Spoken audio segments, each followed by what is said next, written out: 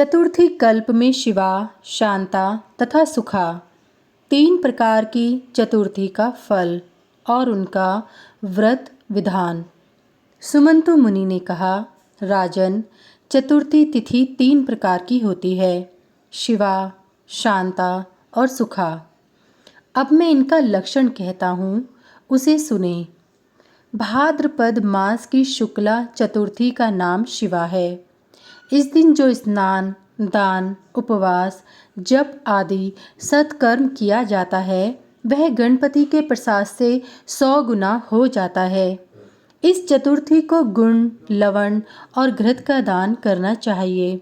यह शुभकर माना गया है और गुण के अपूपों, मालपुआ से ब्राह्मणों को भोजन कराना चाहिए तथा उनकी पूजा करनी चाहिए। इस दिन जो स्त्री अपने सास और ससुर को गुड़ के पुए तथा नमकीन पुए खिलाती है, वह गणपति के अनुग्रह से सौभाग्यवती होती है। पति की कामना करने वाली कन्या विशेष रूप से इस चतुर्थी का व्रत करे और गणेश जी की पूजा करे। राजन, यह शिवा चतुर्थी का विधान है।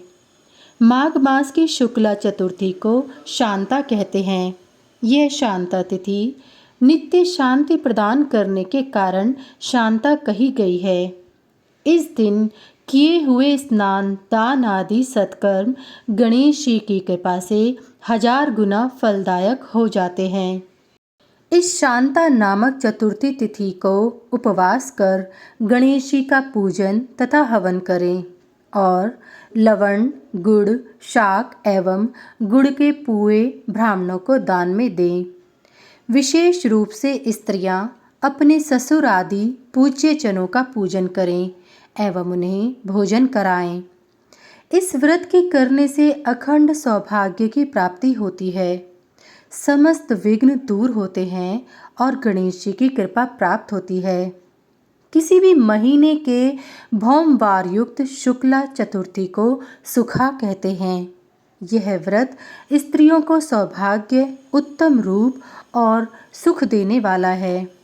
भगवान शंकर एवं माता पार्वती के संयुक्त तेज से भूमि द्वारा रक्तवर्ण के मंगल की उत्पत्ति हुई। भूमि का पुत्र उत्पन्न होने से वह भौम कहलाया और कुज, रक्त, वीर, अंगारक आदि नामों से प्रसिद्ध हुआ।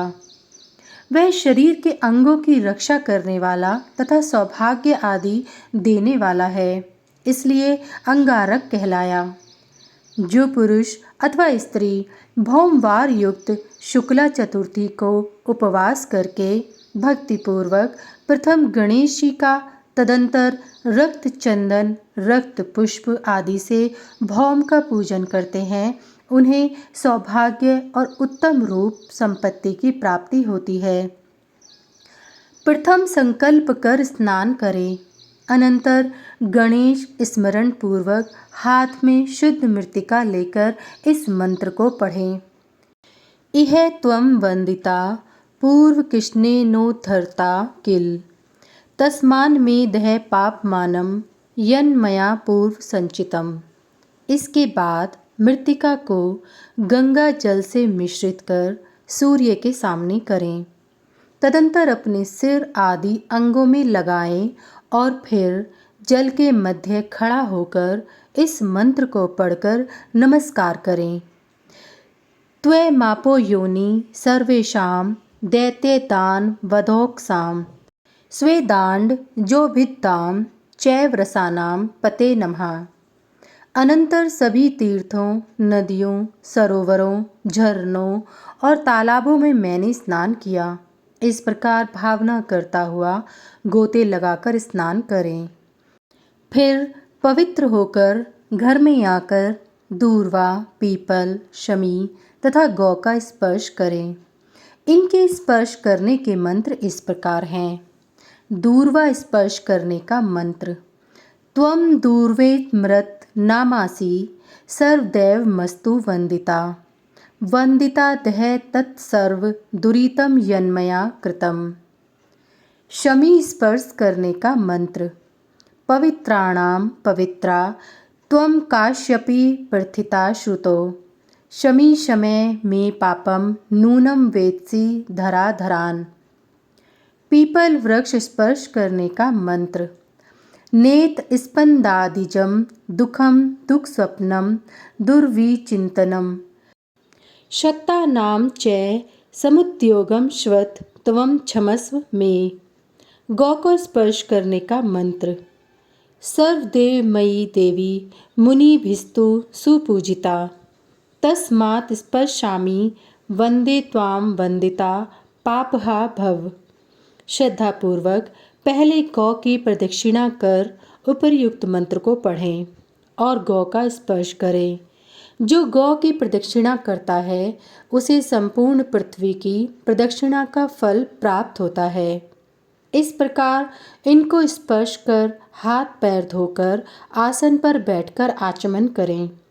अनंतर खदिर खैर की समिधाओं से अग्नि प्रज्वलित कर घृत दुग्ध यव तिल तथा विविध भक्ष्य पदार्थों से मंत्र पढ़ते हुए हवन करें। आहुति इन मंत्रों से दे।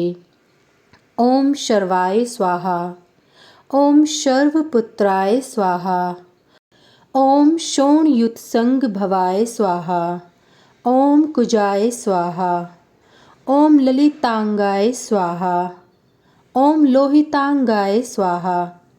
इन प्रत्येक मंत्रों से 108 या अपनी शक्ति के अनुसार आहुति दें। अनंतर सुवर्ण चांदी चंदन या देवदारू के काष्ठ की मंगल की मूर्ति बनाकर तांबे अथवा चांदी के पात्र में उसे स्थापित करें। घी कुमकुम रक्त चंदन रक्त पुष्प नैवेद्य आदि से उसकी पूजा करें अथवा अपनी शक्ति के अनुसार पूजा करें अथवा ताम मृत्तिका या बांस से बने पात्र में कुमकुम केसर आदि से मूर्ति अंकित कर पूजा करें। अग्निर्मूर्धा इत्यादि वैदिक मंत्रों से सभी उपचारों को समर्पित कर वह मूर्ति ब्राह्मणों को दे दें और यथाशक्ति घी दूध चावल गेहूँ गुड़ आदि वस्तु भी ब्राह्मण को दे। धन रहने पर कृपणता नहीं करनी चाहिए क्योंकि कंजूसी करने से फल प्राप्त नहीं होता। इस प्रकार 4 बार भौम युक्त चतुर्थी का व्रत कर श्रद्धापूर्वक 10 अथवा 5 तोले सोने की मंगल और गणपति की मूर्ति बनवाएं। उसे 20 पल या 10 पल के सोने चांदी अथवा ताम्र आदि के पात्र में भक्ति पूर्वक स्थापित करें। सभी उपचारों से पूजा करने के बाद दक्षिणा के साथ सतपात्र ब्राह्मण को उसे दें। इससे इस व्रत का संपूर्ण फल प्राप्त होता है। राजन, इस प्रकार इस उत्तम तिथि को मैंने कहा। इस दिन जो व्रत करता है वह चंद्रमा के समान कांतिमान, सूर्य के समान तेजस्वी एवं प्रभावशाली तथा वायु के समान बलवान होता है और अंत में महागणपति के अनुग्रह से भौमलोक में निवास करता है।